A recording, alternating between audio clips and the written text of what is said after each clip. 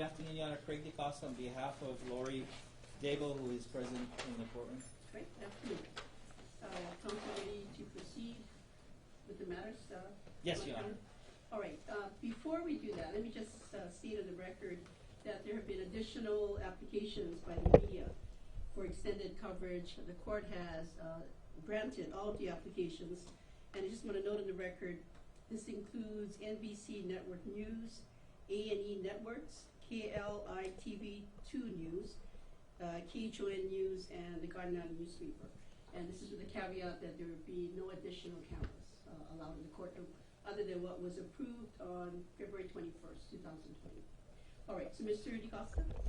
Your Honor, with regard to the issue of our motion to reconsider, I'd like to respond to a couple of the filings which the state has brought forth. They're relying on 2011 civil contempt in a custody dispute. And even if this was a criminal contempt, in Hawaii, the tool that's used to determine whether the person should be released on bail and what the bail amount is, only goes back 2 years. So bringing up something that's 9 years old, I don't think that is appropriate and should be ignored by the court. With respect to the court order, because they're trying to make this a pattern of conduct, with respect to the 2020 court order, Ms. Daybell has an attorney in Idaho who's fighting that order. He actually filed a motion to quash the order prior to the given deadline, and that denial of the motion to quash is, I believe, on appeal in Idaho. So it's not that she's just flaunting court orders. It's that we have a very old allegation and a recent one that is being appealed and dealt with in the legal process. It's believed that order was unlawful and should be quashed. And that order was also mischaracterized. That order didn't say simply produce your children in Idaho court. It pretty much said bring your children so that we, the government, can take the children and put them in foster care. And that's the reason why she's fighting that order. With respect to whether she's a flight risk, Mrs. Daybell and her husband moved to Kauai. No charges were pending in Idaho at the time that they moved. It was a previously planned move, and it's something that makes sense because of all the states that Ms. Daybell has lived in over the past 6 years. Her longest residency has actually been on Kauai. So, with respect to that, it is Lori's position, is our position, that she's not a flight risk just because the state of Idaho decided to file charges against her after she had already gone through with a previously planned move. She's not hiding from law enforcement. She's been under surveillance by law enforcement for weeks prior to her arrest. She didn't try to leave the state of Hawaii. She hired an attorney here, myself, who communicated with the police and said, if you get a warrant, let me know. I'll surrender her. What we're here for today is to ask this court to treat Lori the same as anyone else that comes before this court facing Class B felonies, and set reasonable bail as required by the State of Hawaii Constitution, the United States Constitution. Ignore the publicity, ignore the hype, the sensationalization of this case, and set bail the way this court would any other individual under these circumstances. And as I stated in my pleadings, 23 plus years, I have never seen a Class B felony case where bail was set at over $1 million. Especially with someone who does have ties to Kauai. Her husband lives here. She has established residence here in the past, and she's more than willing, if bail is reduced to a reasonable amount, to actually pay for herself to go back to Idaho and face those charges and defend against those charges. Thank you. Mr. DeCosta, I believe that you and Mr. Kollar take different positions in terms of the statutory provisions that are applicable here in the setting of bail, correct? You rely on 832-16. Correct. And she was arrested without a local warrant, and so 832-16 does apply. She's not facing life imprisonment or death penalty, therefore bail shall be set by this court, not an Idaho court. You would agree that statutory provision leaves it to the discretion of the court to set bail? It is within the discretion of the court as long as the court follows Ms. Daybell's constitutional rights and sets it at a reasonable amount. And in this case, my argument is that even given all of the arguments made by the state, that $5 million is not reasonable. I think that amount is overly influencing what this court would normally set, because some Idaho judge who's being appealed in another order by Ms. Daybell said $5 million. But if this court were to have taken a look at this case with fresh eyes, I do not believe that this court, knowing this court's history, would have set it at over $1 million. And that's the basis of your position in basically alleging or intimating that the court erred in confirming bail at $5 million. Yeah, I don't think there was bail to be confirmed at that point. I believe that 832.16 says, shall bring the person in front of the court for the setting of bail if they're arrested without a local warrant. They didn't bother to get a Hawaii warrant, despite the fact that she was under surveillance, despite the fact that apparently the documents was here on island with an Idaho detective. And they didn't bother to ask for a local warrant, so we have to go by 832.16. And you dispute the position taken by Mr. Kollar that your client is a flight risk. I do not believe she's a flight risk. I do dispute that, and as I stated in my pleadings, bail is meant to secure the attendance of the charged person, and Ms. Daybell has done, ever since meeting with me in late January, has done everything correctly as far as being available to turn herself in if that's what was requested. And I think that's all the questions I have at this time. Mr. Kollar? Judge, nothing has changed about this case since we last addressed bail several days ago, other than that we learned of her past history of defying court orders regarding the custody of her children, not just in 2009 and 2011, but also what was telling in those reports is Joseph Ryan's statements that she has a history of disappearing when the child's custody is at issue. So You're referring back to the 2011. I'm talking about the 2009 and 2011 reports, in which she was civilly found in contempt and charged with judicial interference. So that certainly, in the state's view, is even more reason to, our position was always that she should be remanded without bail, but in the alternative, the $5 million was appropriate at the time and remains appropriate today. Now, Mr. DaCosta and I agree that we haven't seen a case like this before. In my 15 years, I haven't, and Ms. Murakami's 25 years, I'm sure she hasn't either. So this case is extraordinary, especially given the fact that the very same day investigators went to her house in Rexburg, she dug out for Hawaii, or she dug out at least for another state and then ended up in Hawaii. And yes, the move may have been pre-planned, but it certainly raises eyebrows with the state that the move appears to have been planned before her husband passed away. So the state considers that as well. So our position remains that Ms. Daybell is certainly a flight risk. She has resided in numerous states in recent years, has had identification from numerous states in recent years, and is in open defiance of court orders, not only from Idaho, but has a history of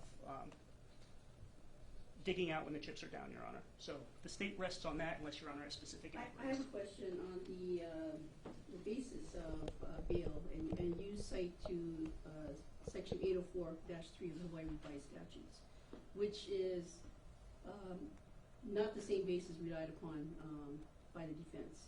Well, the state understands that Section 832-16 does give Your Honor the discretion to set the bail. We do not see any disharmony or dissonance between 804.3 and 832.16. Your Honor can look at 832.16 and say, I have the discretion to set bail, and I also have the discretion under 804.3, because that's what we look at in setting bail, that we can remand her without bail entirely. So those sections are not dissonant to us. But at this time, at this bail hearing, you're asking the court to keep it at $5 million. We are certainly opposing the defense's request and asking that you keep bail at $5 million. Yes, we think that's appropriate. Mr. DeCosta, anything further to move on? Yes, Your Honor, with regard to the 9-year-old civil contempt, she was, I believe, she went to trial on whether she would be found guilty on criminal contempt. Was not convicted. Nothing I've seen in any of the papers sent over to me by the state or filed in this case shows that she has any prior record whatsoever. And so I just want to reiterate that I think she should be treated the same as anyone who comes before this court with no prior record. Even people charged with bail jumping or escape gets a $100,000, $200,000 bail, but not $1 million or $5 million bail. Okay, thank you. All right, counsel, based on your respective pleadings with the court, including the supplemental memos that were received, your arguments in court this afternoon, the circumstances of this particular case, this court is confirming bail at $5 million. Just want to state on the record, at the prior hearing, the court confirmed bail at $5 million, and let me just state that the plain meaning of confirm means firmly establishes. So I am firmly establishing and confirming what I previously said at the hearing, last hearing. So bail is confirmed at $5 million. I would like an order to that effect, Mr. Kollar. Yes, Your Honor. And as soon as you submit it, the court will execute the same. Thank you. Anything further? Yes, Your Honor. Yes. At this time, we would, Ms. Daybell has executed a waiver of extradition. Having reviewed all of the paperwork submitted by the state, we're not disputing that she is a person charged by the state of Idaho, and she would like to expedite her return there so that she can defend herself against these false allegations. Right, very well. Then, Ms. Daybell, would you please stand? And as soon as you're ready to turn that over to the bailiff, Mr. Costa. Yes, Your Honor. Thank you.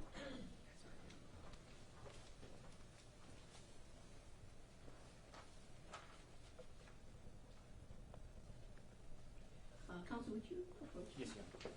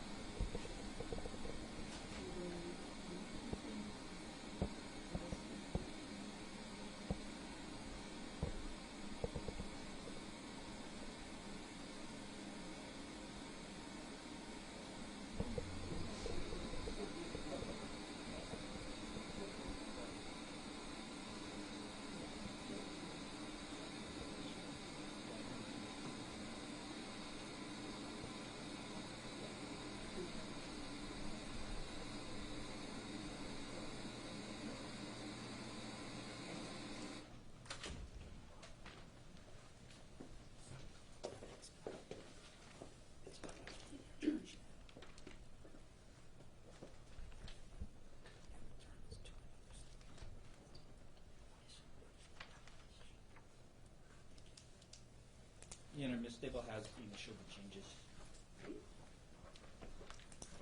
Thank you.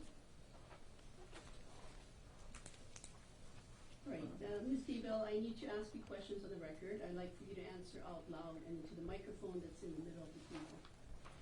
First of all, are you Laurie Noreen Daybell, also known or formerly known as Laurie Noreen Vallow? Yes. And how old are you? 46. And in what year were you born? 1973. What's the last grade in school that you completed? 12. And for the record, you can read and write English. Correct. Is your mind clear this afternoon? Yes. Are you under the influence of any alcohol or drugs? No. Are you being treated for any mental illness or emotional disability? No. Now, the court has received from your attorney a document entitled Waiver of Extradition. Can you confirm that this is your signature on page 2 of the document? Yes. And you signed it, excuse me, this afternoon, February 26, 2020. Yes. Did you sign this in front of your attorney? Yes. And did you carefully go over both pages, and including the signature page on page 3, with your attorney before you signed it? Yes. And do you understand what you signed? Yes. All right. Do you have any questions for the court as to the effect of signing a waiver of extradition? And as the court asked you at the last hearing, you understand full well that you have the right to be represented by an attorney at all times. Yes. Now, I also asked you at the last hearing, I'm going to ask you again for the record, you understand that you and your attorney have the right to test the legality of the arrest? Yes. And you understand that you have a right to an extradition hearing? Yes. And you understand that the court expedited the last hearing and set an extradition hearing at your attorney's request. At that time, it was Mr. Hempy, you have Mr. Costa today. We set an extradition hearing for Monday, March 2nd, 2020 at 9 a.m. Correct. And you understand that you have the right to a hearing to determine whether you are in fact the person that the state of Idaho is seeking to return of. And you understand that by signing this waiver of extradition, you are giving up your right to the hearing that this court set for Monday, March 2nd at 9 a.m. Yes. And you, by signing this waiver of extradition, you are basically telling the court that you will go voluntarily and willingly with an agent that is sent from the state of Idaho back to the state of back to the state of Idaho. Yes. And you understand that traveling back to Idaho, this waiver of extradition would also cover any other states that you may pass through. Yes. All right. Any questions before the court makes its finding? No. And counsel, was there anything further that the court needs to address in its colloquy? Your Honor, may we approach about the form? Yes.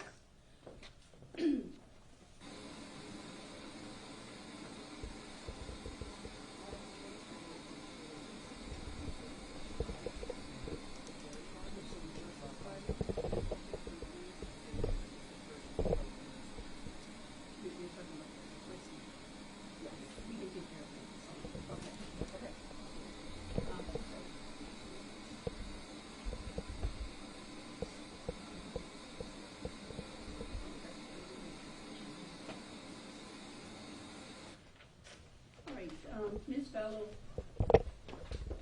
there were some handwritten changes that were made to page 2 of the waiver of extradition.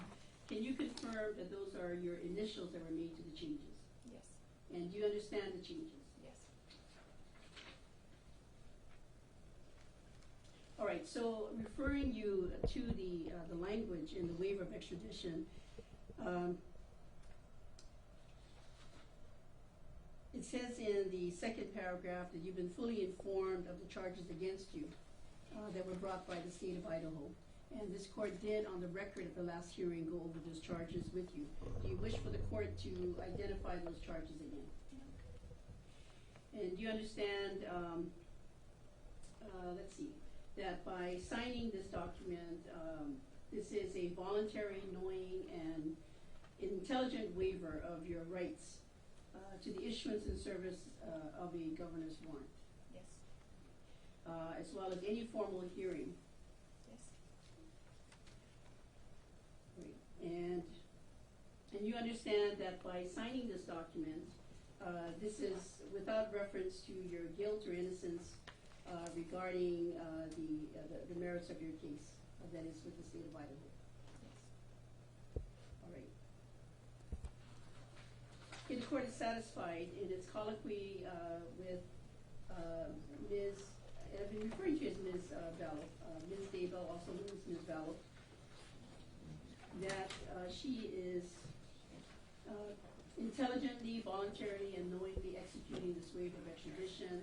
The court is satisfied that with the services of her attorney, she understands the consequences of doing so. And given that, the court is instructing the prosecutor, Mr. Kollar, to make contact with the state of Idaho and to request that they send their agents as soon as possible Yes, Your Honor. to pick up Yes. Ms. Daybell. And counsel, what I would like to do is set a hearing. I'm going to propose in 2 weeks, but we can do it sooner, for status, to make sure that the transport has occurred. Judge, I think 2 weeks is appropriate. I know Idaho, I've been in touch with them even as soon as I learned there might be a possibility of her waiving today. I think they weren't planning to come and get her before the hearing next week, so we're still working with them on the logistics. I think 2 weeks is appropriate. It can always be moved up sooner if something needs to be addressed. Okay, Mr. Costa, any objection? I would ask for sometime next week. You want it next week? Yeah, just to see how soon. Any objection to that, Mr. Kollar? No. I'm going to set it then for a week from today, and this is for status. So March 4th, 2020 at 9 o'clock.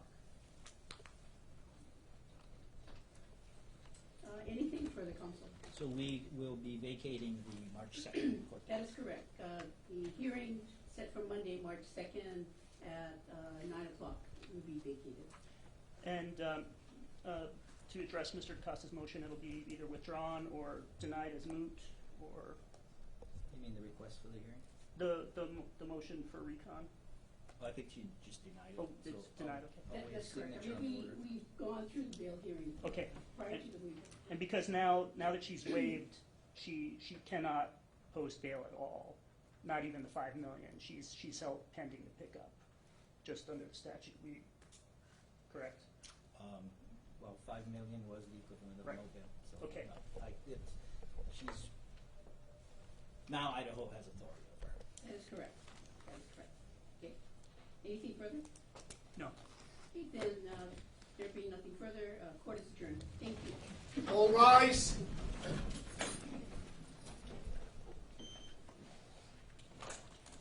Thank you. You can exit the courtroom.